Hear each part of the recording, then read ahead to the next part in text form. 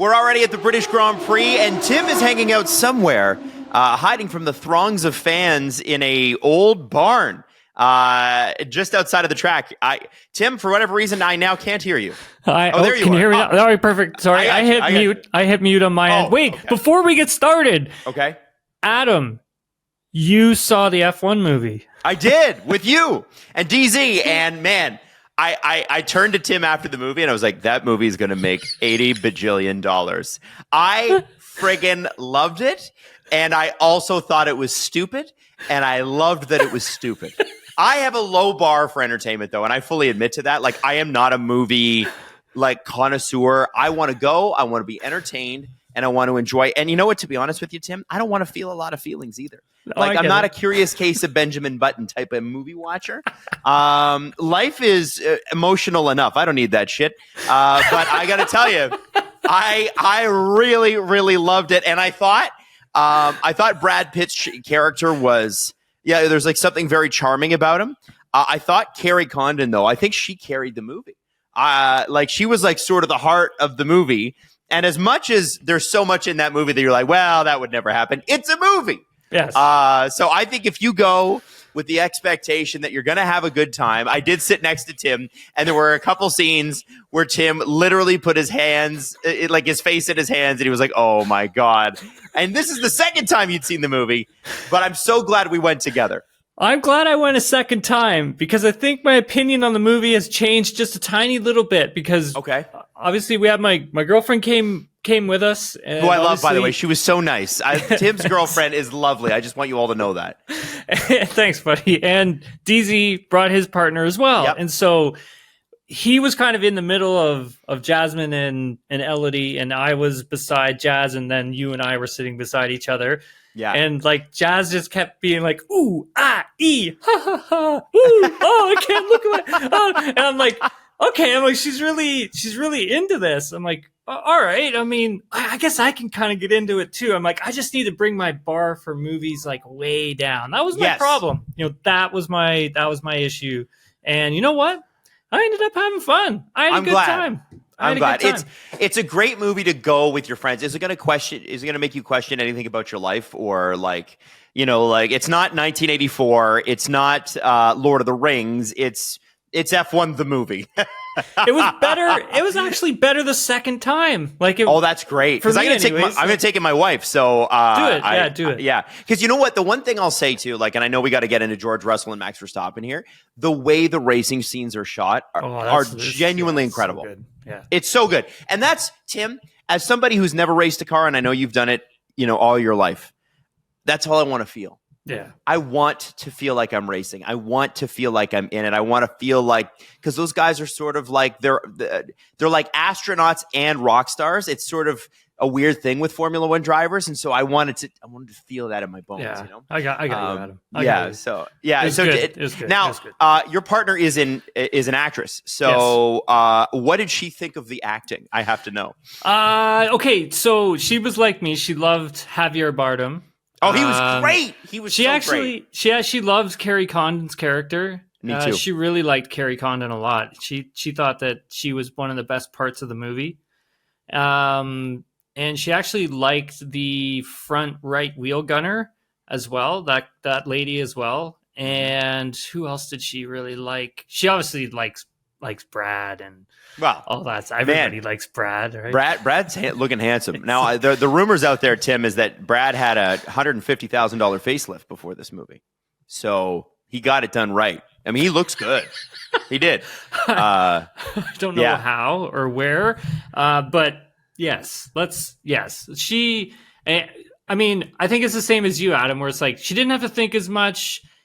There were a lot of cheese ball lines that were sold, and Javier Bardem for me was the best part, the acting wise. He for me was the best. He was the eccentric, millionaire race team owner, and I loved it. He came across great. I love it when he was yelling at the FIA guy. And then the FIA guy walks away. He's like, no, come back. I'm sorry. I love that part. It's great. So much. It's great. Yeah. Anyway, if anybody's going to see it this weekend, just know that you're in for a popcorn movie. It's supposed to be a good time. Like, I'm actually going to try to see 2 movies this week because Jurassic Park's out today as well. So I want to see. Listen, I am a sucker for a movie like this, and I'm so happy because it seemed like during the pandemic, everything's got a little serious, and rightfully so. I'm not saying that it shouldn't have, but all the movies did too, and we got away from movies that are like, hey, that was a riot. That was just fun. And Jurassic Park has always been that. This F1 movie franchise, because there's going to be a second movie here now. I think so. That's all I want it to be.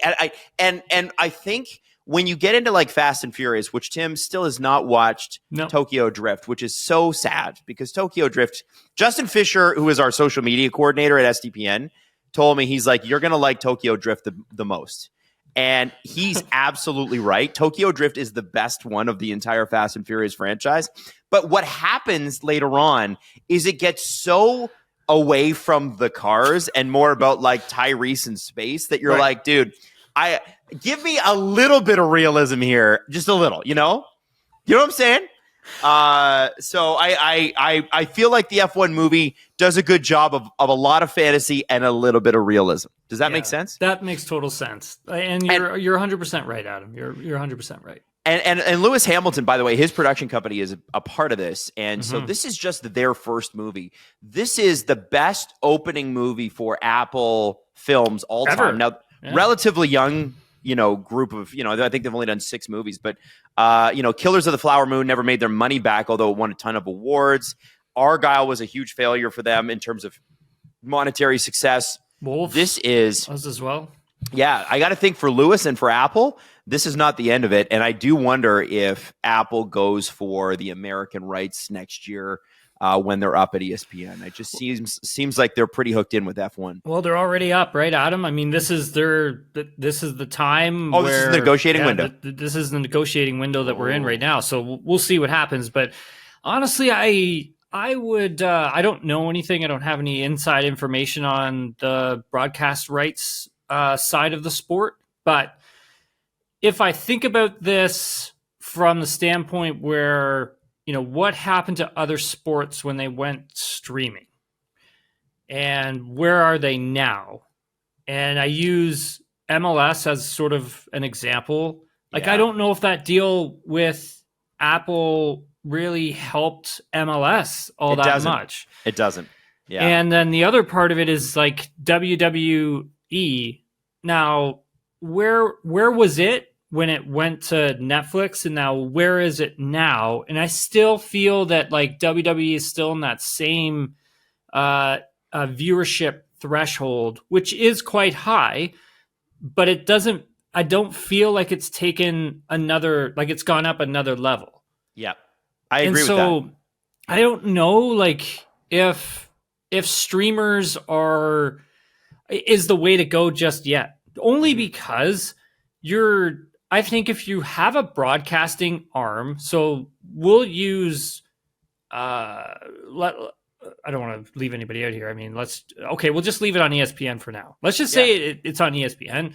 But ESPN has a number of different outlet arms that they can leverage to spread the news and spread the stories and grow the sport through different mediums, where I think with like streamers, do they have that yet? You know what I mean? That's my question. Yeah, and it's interesting because a couple of years ago, apparently Apple looked pretty seriously at buying Disney, the entire thing, and ESPN is a part of Disney. I think then it would make a lot more sense, and the MLS deal makes a lot more sense in that context as well, because then you'd be able to put games on TV. Yeah. I don't know if you've ever watched baseball games on Apple, because I think every Thursday or something they've got them. Yeah, there are no commercials.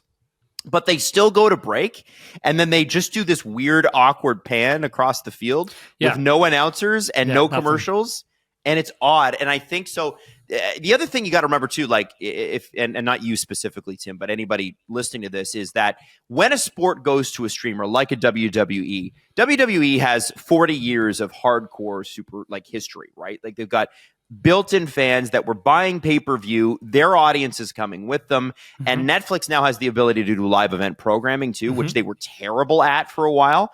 They had so many failures, but then they figured it out with the Jake Paul fight, and or is it Logan Paul, one of the Paul brothers? Yeah, and they had success with the NFL, the Christmas games. And the Tom Brady roast. Yeah, that was a massive step for them, right? So you look at some of their, Netflix seems to be furthest ahead on this, but Netflix also, Tim, is so ubiquitous. Yeah. Whereas I would say the reason MLS at Apple's not working is, I believe you got to pay an upcharge for the pass, which means, like, for me, TFC haven't been good in 5 years, and I love TFC, but I don't love them enough to pay more to watch the games, especially if they're going to lose every game, which they do. Right.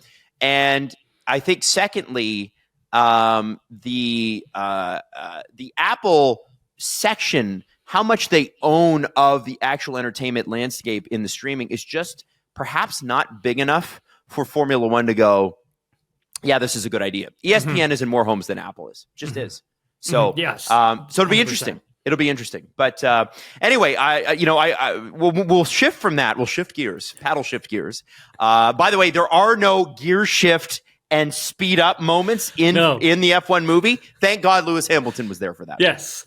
I'm so glad. Now, there is some really interesting information floating around right now, and I don't know how much of it you can confirm, but even the Sky Sports guys are talking about this, and that is Mercedes are reported to be in advanced negotiations, or I think the way they worded it is they have advanced to the next step of negotiations with Max Verstappen. And obviously, now I know you're going to laugh at this, but Sky Sports is posting about it now. So like they feel like they got some sort of source on this. Tim, we know how negotiating works in Formula One. And I think it's important to kind of step back and realize that in a lot of cases, you can have a printed, agreed to contract that's signed by one party, but if the other party hasn't signed it, it's not good to go. And there are plenty of contracts throughout history that almost happened that never fully went through. For me, I don't see the fit between Verstappen and Mercedes. I get why you want to have the best driver on the grid. I get why every team should at least call Max. Yeah. But this is a guy you're either punting George Russell for, who you've put tens of millions into, right? Or you're punting Kimi Antonelli. Now, if you punt George Russell, does Max Verstappen eat Kimi Antonelli alive? If you punt Kimi Antonelli, you probably lose him forever, which is the whole reason why you were mad about losing Max Verstappen. Mercedes had the chance to sign Max years earlier, but they couldn't guarantee him a seat. So he went to Red Bull instead. And so, Tim, I guess I just find it to be such an awkward fit. Is there anything to this smoke beyond, of course, they're talking, and is Max maybe using this as leverage for Red Bull? Yeah, I think, like you said, Adam, I mean, they are having conversations, but there's a couple of interesting parts to this whole dynamic, especially with like Max's contract. And when we take a look at it, obviously it goes until 2028. Mm-hmm. And, we've spoken about potential out clauses. The fact is that anything I think that's out there right now when it comes to out clauses in Max's contract is speculation. At this moment, I don't know what those out clauses are, and I don't think anybody does. The only people who know what those out clauses are is Max Verstappen, his management, and Red Bull Racing. And I think those are the only people who actually really know what Max's out clauses are at this moment. And that's why they don't seem too concerned. I mean, Helmut Marko even saying at the end, after the Austrian Grand Prix, I mean, he's not concerned. I mean, and he even saying like there is no reason to be concerned about Max leaving right now.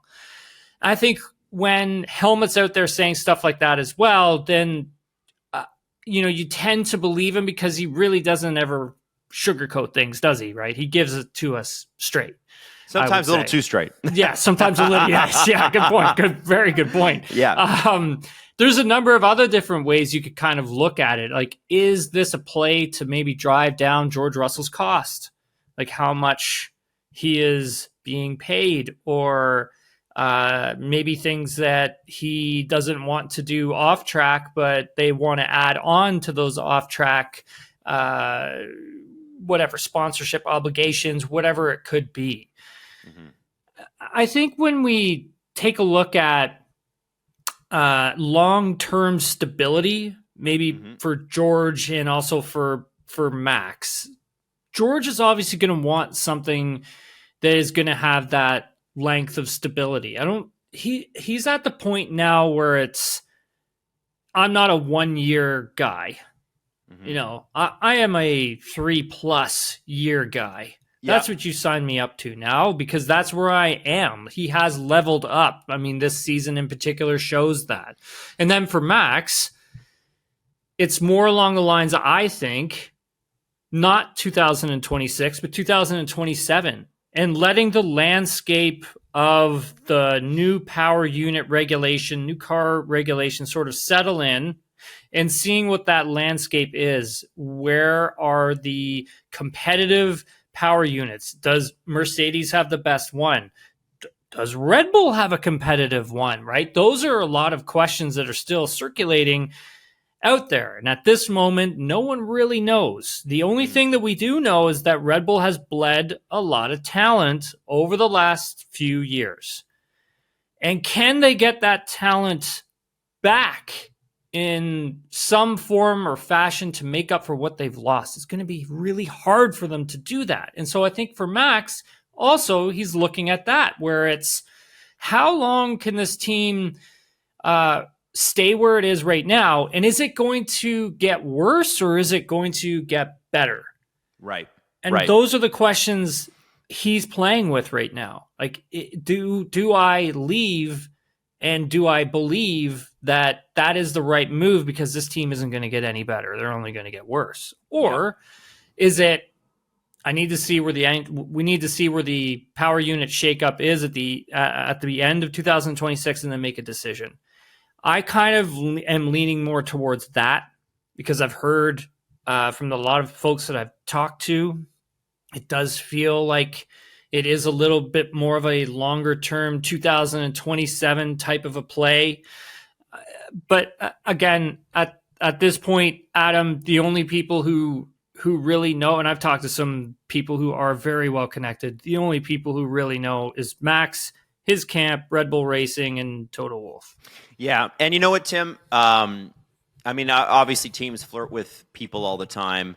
Evidently, George's people have reached out to other teams, as they should do, right? Mm-hmm. If sure. Mercedes is going to do that, so is George, and I don't think that there's anything wrong with that. I do think we're overlooking the season that George Russell has had. Yeah. I know he's not making headlines, but he's been really good. Yeah. So, he's done nothing wrong. I don't even think he's made a mistake. Like, he's been rock solid. And to be honest, Tim, people will go, well, what are his standout moments? I think sometimes a standout moment is not screwing up in Formula One. It really is a major feature of Max Verstappen's talent. And Max, you gave him, when Max was screwing up, that was the story. When he was in his early 20s or his late teens or whatever. And there is that sort of, it takes a few years to kind of learn how to do that. If you strap George Russell into that 2023 Red Bull rocket ship, I'm sure he wins the championship too. And that's not to say that I'm comparing both drivers, but Mercedes is the third best car on the track right now. And George, and to a lesser extent, Kimi, are doing a damn good job fighting for every single point. Yeah. And there's not much separating them from Ferrari. I think that's the other thing. So it's bizarre. It's bizarre that it's race 12 and we're talking about this and people are acting like, oh, well, George should have been locked up by now. That's why we should worry about this. To me, I'm like, dude, you often wait till late season to hear some of this stuff. Teams just like to keep their options open. Yeah, big time. And we're on, when we take a look at the drivers in the driver standings, if we circle back to the out clause that Max potentially has, the one that motorsport.com reported, and whether or not that is 100% accurate remains to be seen, is the fact that, George could pass Max in the next few races for third in the driver standings, and Max could fall to fourth, which would then trigger an out clause. And so Mercedes can't even really talk to him until summer break anyways. So, I mean, at this point, like, that's why I think we need to sort of cool it here for a second, because I think we are, not us, like, I think a lot of the reports that are circulating around out there have gotten a little ahead of themselves at this moment, but nothing that I've been told is going to be set in stone for this weekend.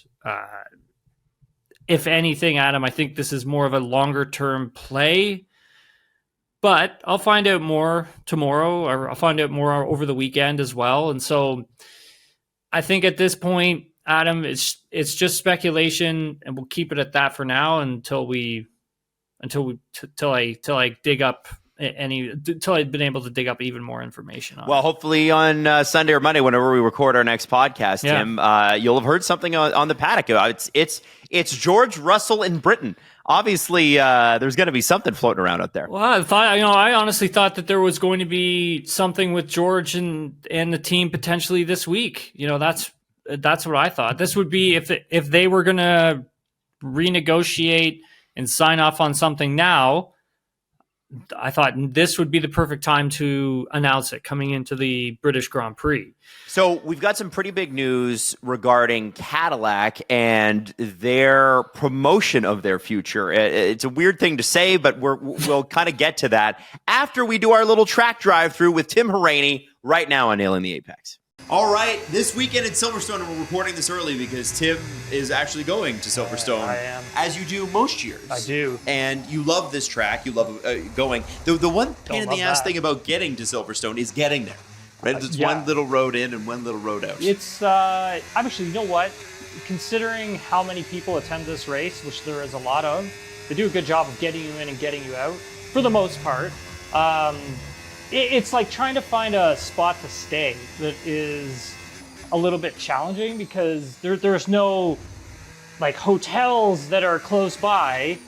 It's like staying in a barn. I've literally stayed in that's what you're doing in a barn. So this year doing the same thing, and they essentially, some of the rural areas, what they'll do is with old school barns, they'll turn them into Airbnbs, and they're actually like really nice. Yeah. Are you staying with people? No, I'm staying on my own this year. Oh, you're just going to be a lonely boy. I don't want to be a lonely boy, Adam. I don't like being a lonely boy. So, okay, I got a question. When you get over there, and obviously you're doing some stuff for TSN, do they like hire a camera on the ground, or do they send somebody over? Usually I kind of go on myself, by myself, but F1 is really good at helping us with some of the content and some of recording some of the content as well. Like sometimes they'll make like a locked off camera available for you to kind of do reports. But TSN's really great at like providing me with different types of cell phones that I can use to record content, to communicate back and forth with the folks back in the newsroom and stuff like that. So we always find a way of getting it done. How about that? A sport that encourages its own media. Imagine that. Yeah, for sure. I mean, F1's really good that way. They look, I always find that whenever I make the effort, that they're always willing to sort of help and go above and beyond, and I think that's great. And again, though, Adam, like I don't know what it's like working with other media outlets, other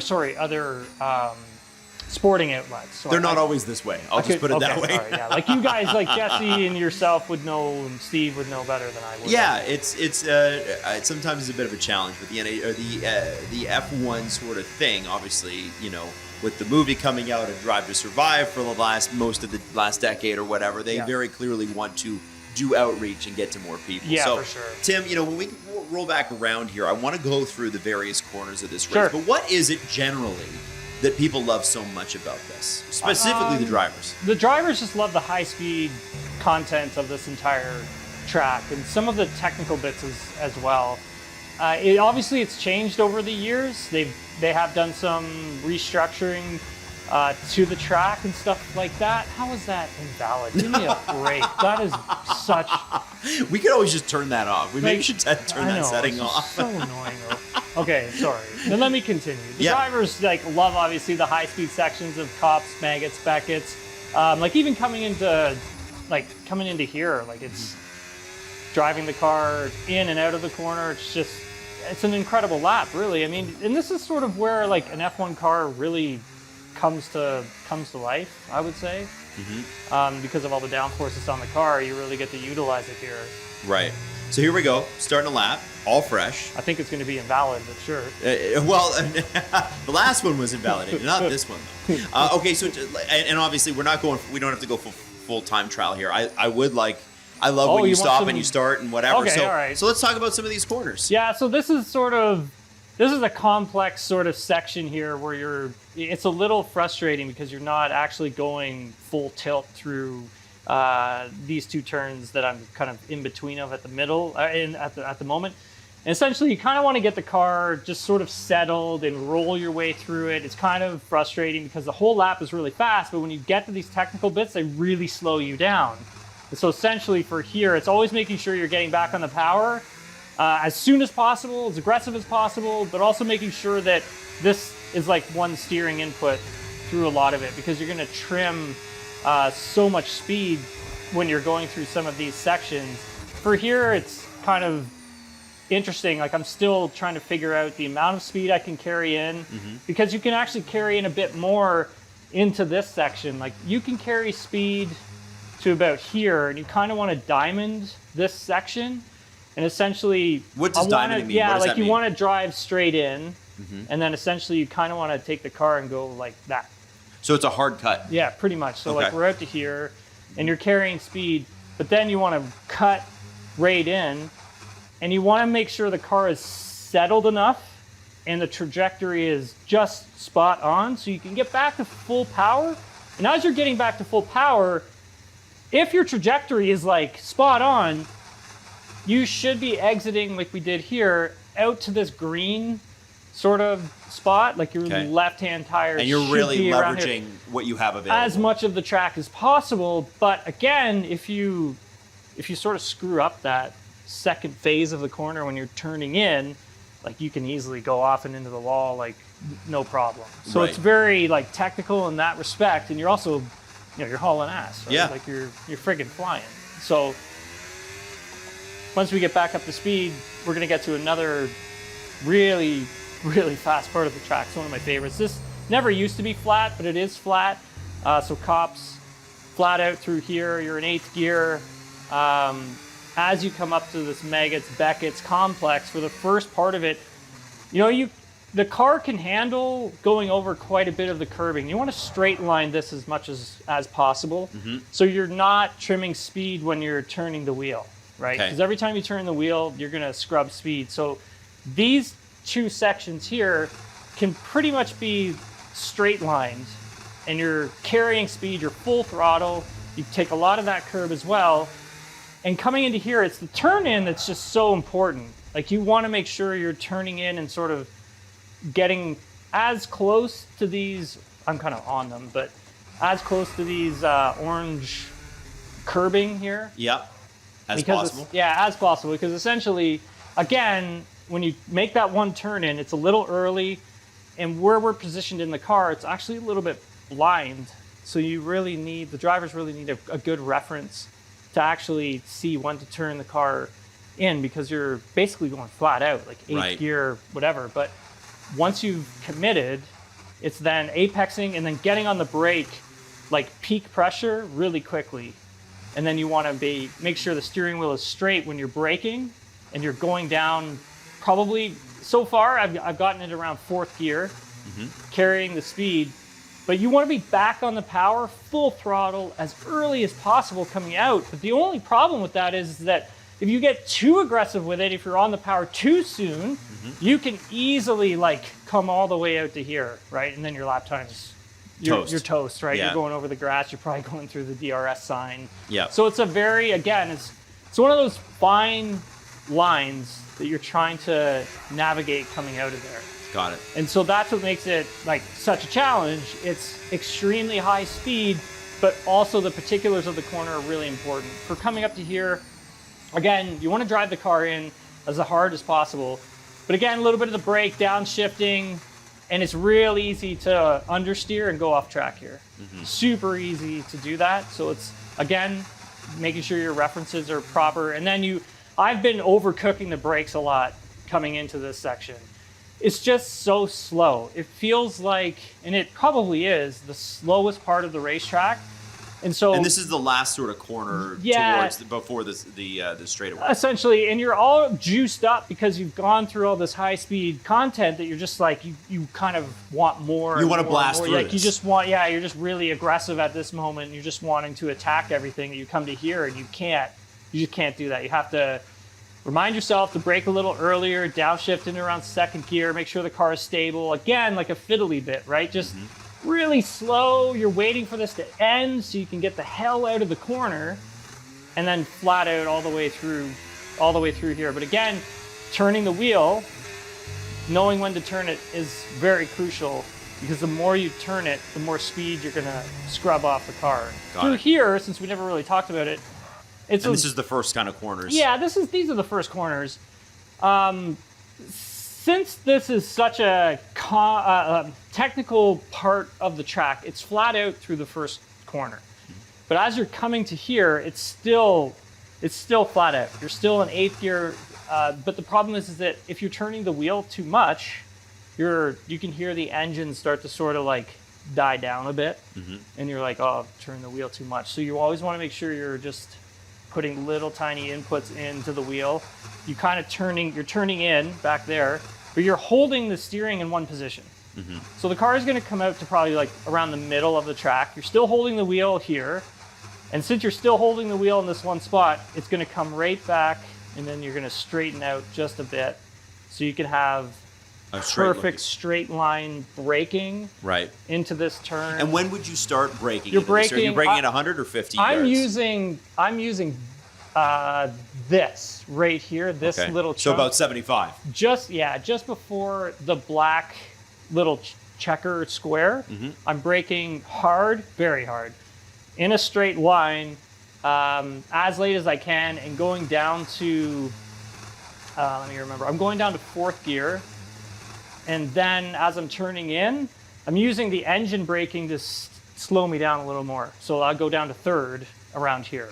Okay. But so I'm finding that when I'm going down to 3rd around here, and I've only done 9 laps, so I still need to sort of kind of piece it together. I'm still feeling that the gearing is not like 100% right, because it doesn't, like I feel like it may be slowing it just a bit too much, but if I try to go a little bit faster, I'm noticing I'm getting a lot more understeer in the car. So I don't know if we need to work with the differential settings on this thing. And again, we haven't really experimented with that yet, so I don't really know what that would feel like. But again, I'm getting down to 2nd for here, only because 3rd is I'm not getting good drivability out of the corner, where with 2nd I'm able to just squeeze the power back on, and I'm getting better drivability. So again, driving style, it's a toss-up. Like a lot more technical than it looks. Yeah, exactly. On this track. Yeah, and you're trying to kind of piece the lap together as you sort of go along. And it's all driver preference. Like what do you like? How do you like to attack? Do you like to be aggressive on the brakes? I do. Do you like to be aggressive with attacking apexes? I do. Do I like to be aggressive with the throttle coming out of the corner? I don't. I usually am very smooth at the throttle, getting the car out of the corner, but getting into the corner, see, I would struggle with that. I'm like, slam it right out of the corner, right? Which is always a terrible idea. Well, yeah, I mean, because you're going to get so much wheel spin, but if you can manage it, then it may work for you, right? Like I know some drivers that are super aggressive with the throttle, like coming out of a corner, and they're just sawing away at the steering wheel, like correcting as they go along. But I always find, for me, that's the slowest way of doing it, because you're doing so much with the steering wheel that you're scrubbing speeds in different ways. And so again, it's all style and preference, right? How you like to go about it, really. Essentially, it's what it boils down to.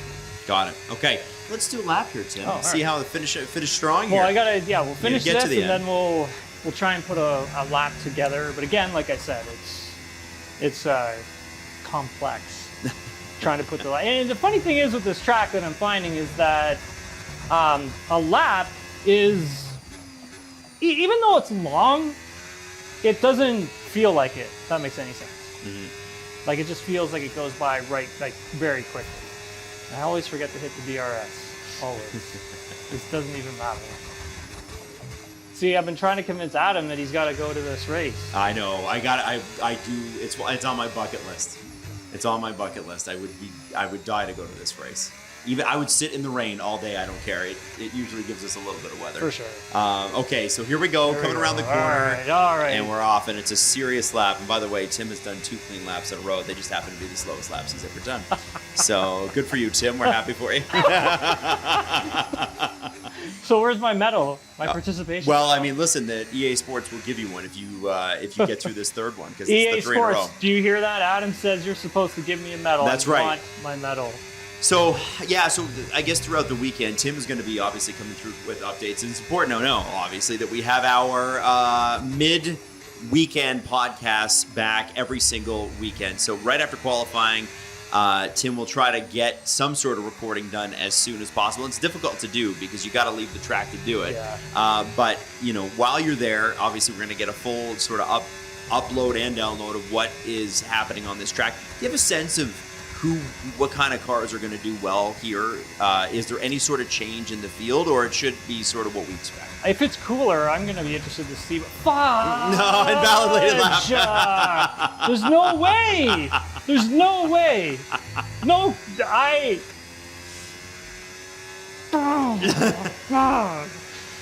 This game, Adam. I think. Let me tell you. And then I just get frustrated and drive the car into the corner like that. Right. And so this is that braking section I was talking about. Yeah, right in here. See that? Look at that. I reminded myself. Beautiful. Look at that. Okay. See if I can get these 2 jokers in front of me. Just catch him in this last little Oh, bit is that here. my personal best? Or is that... Yeah, that was your Oh, personal. and it was invalid? And you... This and your next lap are invalidated. Come on! So, Tim, maybe we'll leave it at that. Thank you so much for watching our track ride along. Not our favorite with the invalidated lap times, but, maybe next one in Spa we'll have some better luck. So, Tim, you tweeted it this morning. Yep. Cadillac, which we're getting closer and closer to a Cadillac entry into Formula One, which is so exciting. Half a year away, basically. And Keanu Reeves, who did the Braun F1 documentary, which, by the way, if you guys haven't seen it, is one of the coolest documentaries out there. Just so well done.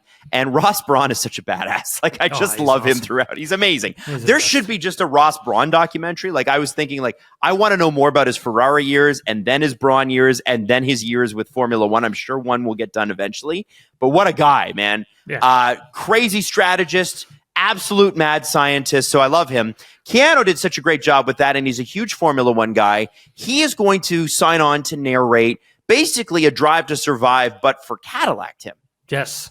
So the Keanu Reeves sort of production company and the other production company that participated in the Braun Disney Plus documentary was called North One. And so they're going to team up again in another unscripted, docuseries that's going to follow the Cadillac F1 team, their efforts to get a car onto the grid for Melbourne. So first race of the season in 2026, so next year. And this thing is supposed to air before then. So it sounds like there has been a documentary team following Cadillac, Graham Loudon, following them around at certain points to capture the video that they need, capture the interviews that they need. Mm-hmm. And I think when, we start taking a look at where there's just so much F1 content coming out on so many different platforms, Adam, that I just can't believe it. First of all, Keanu Reeves obviously being such a huge racing fan. Yeah. And it's just in his blood. And this is, again, something that he really wanted to do. And you know what? I mean, it only makes sense to get a Canadian to put a voice on that and, get it out there, because I think what they're working on is going to be really cool. I think we're going to see a lot of things we've never seen before. And also sounds like, we're going to get like a behind the curtain type, this is how hard it is to get a team onto the grid. Yeah. Which is really cool. Like, cause I would love to see what that stuff looks like, man. Like, it's something that I don't think a lot of us has ever thought about, like, the difficulty of it. It's kind of like, okay, we have a lot of money, just throw a crap ton of money at it and it takes care of itself. Where it's like, you got to go out, you got to recruit. You've got a few different factories you're working out of now. And so there's a lot of moving parts to this. And so I'm very fascinated to see how, one, this docuseries covers all of it, and two, the behind the scenes access that they get, and just how challenging it is to get an actual F1 team with a fully built car onto the grid for this season or next season. We sort of heard from Gunther Steiner in bits and pieces about how he did it in 2014, 2015, whatever year it was, but we never get to see it. And I think what the Haas process would have been versus a mega company like Cadillac would be so different. Tim, I'm real excited, and I wonder if we finally start to see some Cadillac redesigns leak too about like what they're going to do with their high-end performance cars. They've been that boxy, squared-off look forever, and they used to look classy. Now they just kind of look old and dumpy, I think. And I'm excited for what the new era of Cadillacs could be. Because as you know, we talked about a couple of weeks ago, you can't even buy Cadillacs in Europe. So this is part of a bigger brand play. So I'm excited for that, just as a road car fan, somebody who's like, hey, that's a great looking car. There are some, there are some European markets where you can buy Cadillac, but you're right, Adam. For the most part, they're not. It's not like back in North America or Canada where you can buy them in pretty much any province, any state. Whatever. Over here, I think there's only, I don't want to overstep on this, but I think there's only 3 European countries that you can purchase Cadillac out of. And I also think they are available in the Chinese market as well, which is an important market, obviously. But, you have to look at like Japan, like that is such an emerging market now as well. There are others at the same time. So, yeah, I will be interested to see what Cadillac does from that branding perspective, and obviously with their car, not redesigns, but maybe car designs into the future. And then same goes with the technology that they get from F1. Where are they going to put it in their road-going cars? And then how are they going to transfer that message over into their branding and marketing? And I think that for me is going to be very fascinating to see how that line of work works for them. Right. I love that. I'm very, very excited. Now, lastly on this show, let's just talk a little bit about this weekend. Obviously, you're going to be a very busy man doing hits for TSN all weekend long. Let's talk about this race and the unpredictability of the climate. The fact that oftentimes cold weather cars do well, like last year where Lewis Hamilton won Silverstone. Part of that was McLaren screwing up, but Mercedes looked awfully good last year because of their tire deg wasn't so bad. Who do you expect to be good this year, given what we know? I think McLaren's got to be up there. That's a pretty obvious one. Is there anybody else in the field that you go, oh, okay, well, I feel like they'll do well, and that might surprise. Yeah, I want to start with Ferrari because of the step that they felt they took last weekend with the update that they brought to the floor of their car, and what Charles Leclerc and both Lewis Hamilton had said about it, that the car actually was starting to feel better, still not competitive enough in qualifying. But I think, like I said in the earlier pods, where it's Ferrari working more towards that race pace than they are with the qualifying pace. And so I think for Ferrari, may have some updates this weekend. I know Leclerc wasn't too sure whether or not they were going to bring them for Silverstone. We'll see if they do. I think it's going to be an evolution of the floor where other components are going to be involved to sort of refine it all and make the rest of the car a little more competitive. So I'm interested to see where Ferrari ends up. I think they have a chance to be competitive here. I also think Mercedes, if the temperature works out in their favor, I think they're going to be a team to really watch out for, and in particular, George Russell. It is always changing weather conditions here, Adam, like you had mentioned it. I mean, I landed here and it was pouring rain and it was cold. And I was like, oh my God, we're going to do this again. It's the same as last year. And then I got out to the countryside. The sun comes out. It jacks up to like 28 degrees. I was like, that's a big shift. That was a really big shift. Well, isn't it interesting? So it's tomorrow for you, Tim. It's going to be 22 degrees. Friday, 24 with a little bit of rain. And then Saturday, 20, 3 millimeters of rain expected, 80% chance of rain, and then another 80% chance of rain on Sunday. Let's Good go. old-fashioned British weather. Go. So that all the FP1 and 2 are going to be friggin' useless. Like, it's just like, yeah that's great. We don't know what our times are going to be tomorrow. So FP3 will be the one where we really find out what the cars are going to look like. Dude, if we get another race that like gets rainy and then gets dry again, I'm going to be so friggin' jacked up, buddy. It's going to be sick because that's what happened last year. That happened last year. Hey, one last thing before we go. There are rumors about Valtteri Bottas and potentially speaking with Alpine. Now, obviously, Jack Doohan, they weren't huge fans of him. He was out after 6 races. Franco Colapinto's going to continue after his 6 races, obviously, which I think last week was his 7th. But they're not big fans of what he's done with the car either. Is there a chance Valtteri joins Alpine before the end of the season? I alluded to this last pod. Okay. We had lost you because of the technical difficulties. Yeah, I know. It's so annoying. No, it's all good, buddy. But that was the end of his 5-race stint or whatever the heck he was on for. And then when Flavio came out, like I think it was Imola being like, no, I didn't say anything about 5 races. You got me all wrong. Where it's like in the PR release, it literally says, quote from him. So we're past that point. We're coming into the 6th race for Franco Colapinto. He's not happy with him right now at this moment. He's expecting a little bit more, but I think Flavio also needs to understand he's really put Franco in a very difficult position as well. So I just want to make sure we get that out there before we carry on with the conversation, because I knew that there were conversations being had with a few other drivers to come in, potentially.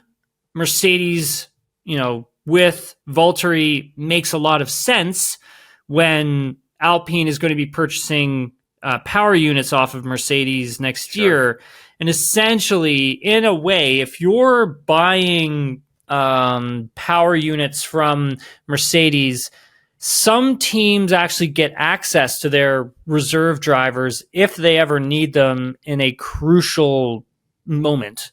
Because I want to say back in March, Valtteri was out testing an older McLaren, so he could get used to what the McLaren DNA sort of feels like in case they ever needed him later on down the road if something ever happened. So McLaren just thinking ahead of time, where now you've got Sauber involved as well, with them loaning out Paul Aaron for some free practice 1 sessions for the next little bit. One is this weekend, I believe. The next one will be in Hungary as well for a free practice 1 for Paul Aaron.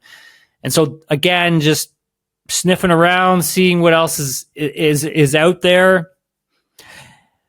I think when you've not given Jack Doohan enough of a chance, this is the situation that was always going to come about for this team. I mean, you should have just stuck with Jack and given him until the summer break. At one point I was told that was going to be happening. So I think Adam, Valtteri is a realistic opportunity, possibility for the team. Not only that, can Valtteri even come in and turn this thing around? I honestly doubt it, man. It's just a bad car. And I don't even know if he's going to be able to keep up with Gasly because he hasn't had the time in the car. So and if you're Valtteri, I think you got to think that one through. I know you want to go to Cadillac. Yeah, exactly, Adam. Is that what you want? Exactly. Yeah, it seems like a mess over there, but Alpine is going to be itself. They just they're in a weird transition stage. I hope Flavio can get them straightened out. I think the sport's better when they're good. But it's not been a good couple of years for them. And this is a team that a couple of years ago, Tim, we were talking about, hey, man, they're finishing 5th. They're starting to look good. Maybe they're starting to be ready, poised to break into that top 4, top 3. Yeah. And they've just fallen right off. It's a shame. And they've got them. And this is the whenever you get me going with Alpine, I always just like start to friggin' ramp it up. But they've got some really good talent behind the scenes there. They got a lot of good personnel who work their asses off at the track on that team. And it is just a shame to see where they're at this moment, seeing how much they've struggled, seeing them dead last in the constructors, dude. Like, I just can't believe it. Just simply because of the amount of hard work that team puts in on that car behind the scenes it's unbelievable. And so maybe next year things are going to turn around for them with the new regulation change and getting a Mercedes power unit. But man, I don't think it's going to be any easier for them for the rest of the season. No, I agree with you. I think it's a tough one. Well, Tim, listen, I hope you enjoy your time in the barn and also out of the barn at Silverstone, one of the more legendary tracks. They're going to be on the calendar. There's cows right out that window. I'm not kidding either. You got to go introduce yourself. I'm going to put some on my Instagram later, and I'm going to go videotape them, and people, you'll see they're right out that window. I'm not kidding. They're right That's there. Awesome. Sometimes they're very friendly. You can even pet them and stuff. Like some of them are skittish. Some of them are friendly. You just never know. I remember as a kid, man, getting chased by a stampede of cows because I lived out in the middle of nowhere, man. Yeah. That's kind of scary. It was very scary. Yeah, because they're going to win. I still remember it. Yeah. Oh, dude, I had to hide behind big trees and everything to make sure I didn't get friggin' trampled. Like, wow. So I know what cows can do, dude. I know what cows can do. Scary stuff, buddy. Tim, enjoy your weekend at one of the most legendary tracks on the calendar. We're sure looking forward to watching, and we'll see you Sunday night, Monday morning, whenever we can get this recorded. Saturday, we'll do the Saturday pod. Yeah, pod post quali. And I've been talking to Justin, may do a little bit of stuff on our TikTok channel as well. And then Adam and I, yes, you and I will be back Sunday for the pod. You got it, buddy.